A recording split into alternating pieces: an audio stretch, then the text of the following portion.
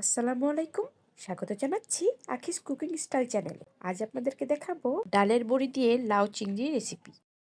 এর জন্য প্রথমে আমি এরকম সাইজের একটি লাউ নিয়ে নিয়েছি। লাউটা আমি খোসা ছাড়িয়ে ধুয়ে তারপরে এভাবে টুকরো টুকরো করে কেটে নিয়েছি। নিয়ে নিয়েছি চিংড়ি মাছ। আমি চিংড়ি মাছগুলো এখানে বেছে নিয়েছি। এখন চলে যাব রান্নায়। প্যান গরম হলে দিয়ে দিলাম পরিমাণ মতো সয়াবিন তেল। সয়াবিন তেল দিয়ে আমি ডালের বড়িগুলো সুন্দরভাবে লাল লাল করে ভেজে নেব। বড়িগুলো যখন লাল লাল করে ভাজা হয়ে যাবে, তখন আমি বড়িগুলো একটি প্লেটে তুলে নেব। বড়ি ভাজার পরে যে অবশিষ্ট তেলটা ছিল, সেই তেলের ভিতরে দিয়ে দিলাম 2 চামচ পরিমাণ পেঁয়াজ বাটা, 1 চামচ পরিমাণ রসুন বাটা আর 4-5টা কাঁচামরিচ।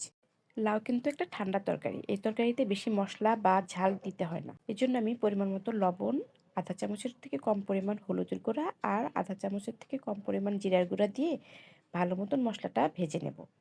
মশলাটা যখন ভালো মতন ভাজা হয়ে যাবে, তখন দিয়ে দেব 1 কাপ পরিমাণ পানি। এখানে আমি 1 কাপ পরিমাণ পানি দিব, কারণ পরবর্তীতে এই লাউয়ের তরকারিতে কোনো পানি অ্যাড করব না। পানিটা যখন ভালো মতন বলক এসে যাবে, তখন দিয়ে দেব চিংড়ি মাছগুলো। চিংড়ি মাছগুলো দিয়ে আমি ভালো মতন কষিয়ে নেব। যখন ভালো মতন কষানো হয়ে যাবে, তখন আমি দিয়ে দেব আগে থেকে কেটে রাখা লাউ। লাউগুলা দিয়ে আমি প্রায় 40 মিনিটের জন্য ঢেকে দিব। এই রান্নাটা কিন্তু আমি মিডিয়াম আঁচে রান্না করব। এই 40 মিনিটের ভিতরে আমি কিন্তু একবারও ঢাকনাটা খুলে দিইনি। এখন দিয়ে দেব আগে থেকে যে ভেজে রেখেছিলাম বড়ি, সেই বড়িগুলো দিয়ে আমি আরও 10 মিনিট রান্না করব।